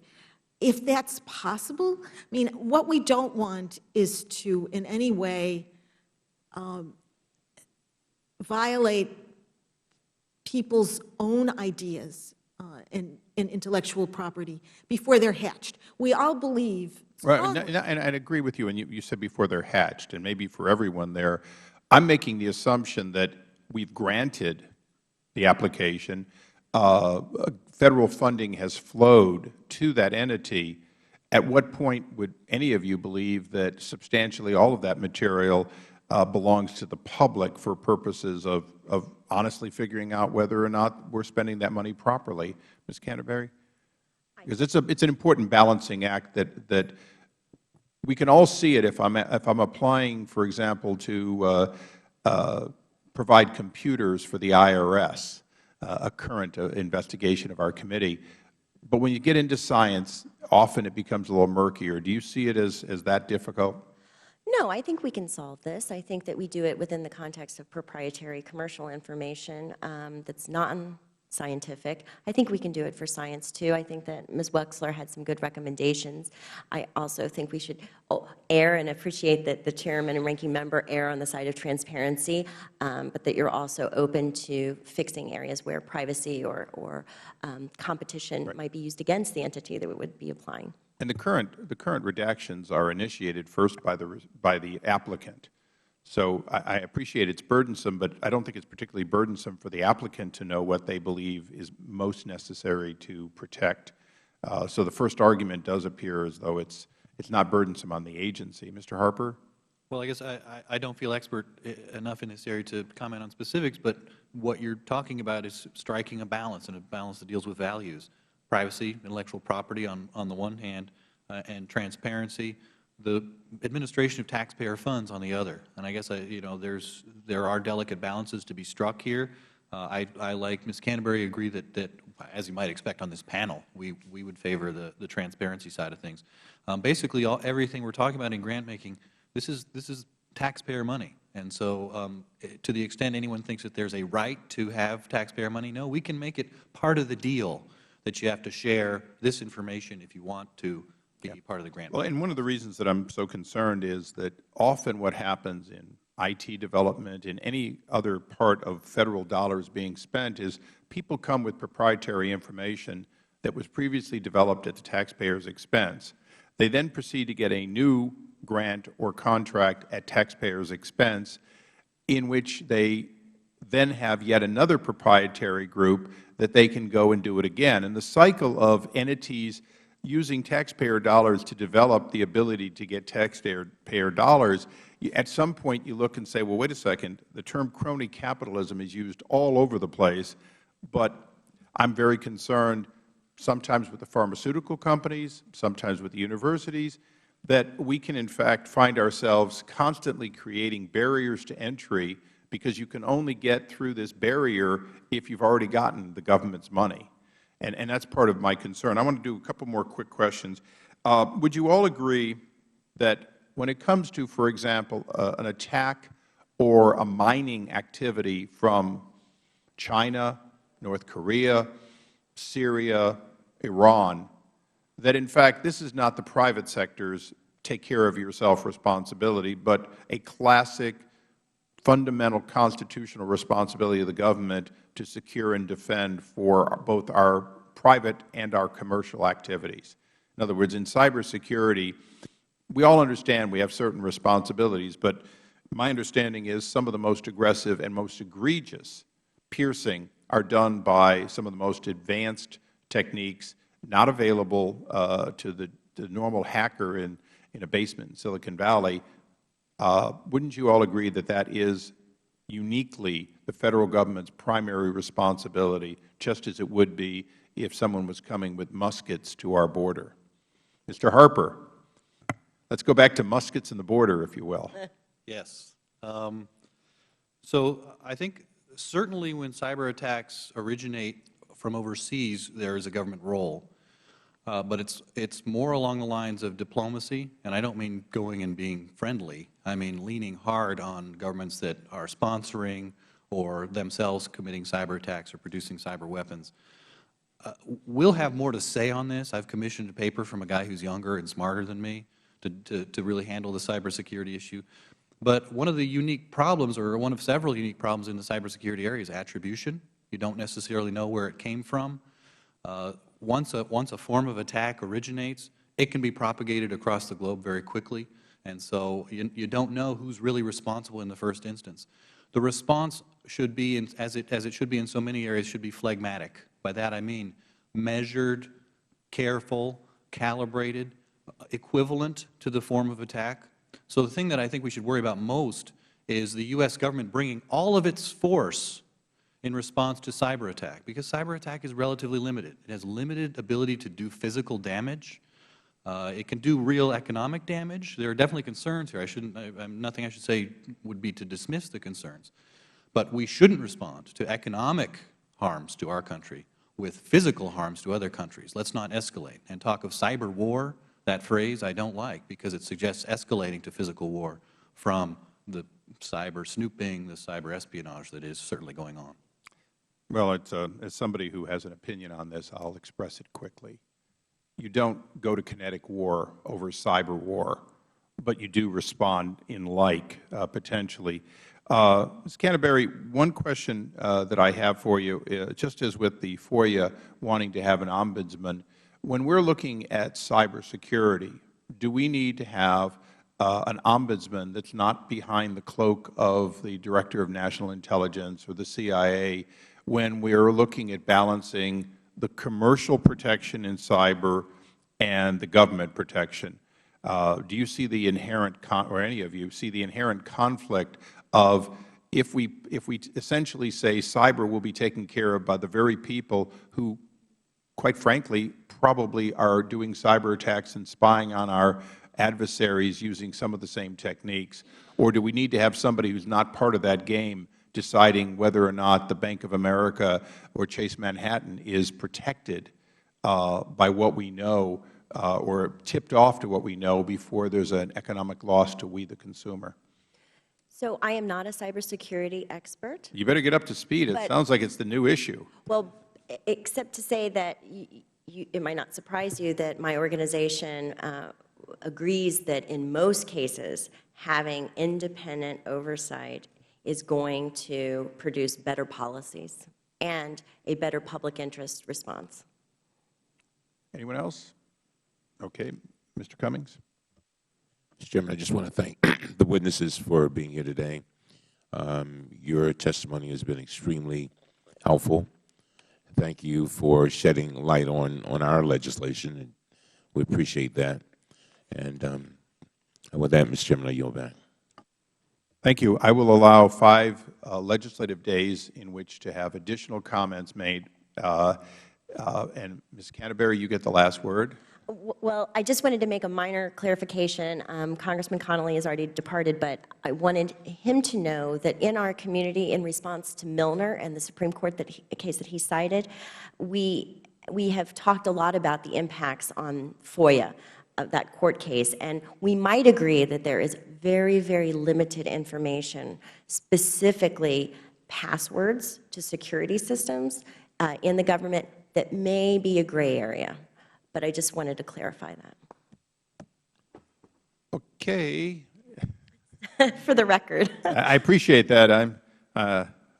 You know, my Social Security number is probably more gettable than my passwords, and I'm hoping it stays that way. I want to thank all of our witnesses. You've been excellent. Again, if you want to revise or extend, the record will be held open for 5 days. And with that, we're adjourned.